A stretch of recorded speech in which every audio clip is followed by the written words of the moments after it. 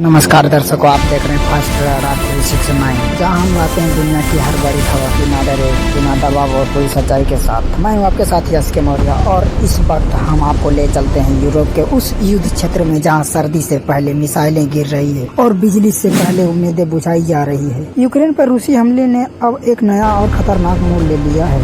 दोस्तों, पिछले एक हफ्ते में रूस ने यूक्रेन पर अब तक का सबसे बड़ा हवाई मिसाइलों में से एक अंजाम दिया।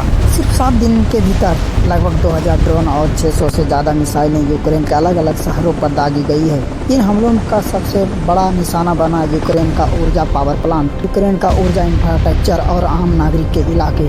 सबसे खतरनाक हमला 2-3 फरवरी की रात को हुआ। इस एक ही रात में रूस ने लगभग 450 ड्रोन और 71 मिसाइलें दागी। इस हमले के बाद यूक्रेन की राजधानी कीवी 1170 से ज्यादा साइज इमारतें हीटिंग सिस्टम के चर रह गई। वहीं खार्किव शहर में पूरा का पूरा पावर प्लांट तबाह हो गया और करीब 3 लाख लोग अंधेरे में रहने को मजबूर हो गए। इसी दौरान तापमान गिरकर -13 डिग्री फ़ारेनहाइट तक पहुंच गया। इसके बाद 6 और 7 फरवरी की रात एक और बड़ा हमला किया गया। इस बार 408 और 408 ड्रोन और 39 मिसाइलें दागी गई थी। इनमें से KH-101 कलवीर ओनेक्सी जैसे हाई प्रिसिजन मिसाइल भी शामिल थी। यूक्रेन की एयर डिफेंस काफी हद तक इन हमलों को रोका, लेकिन सबसे गंभीर असर पड़ा उन तब स्टेशनों पर जो न्यूक्लियर पावर प्लांट से जुड़े हुए हैं। नतीजा यह हुआ कि बिजली उत्पादन घट गई और पूरे देश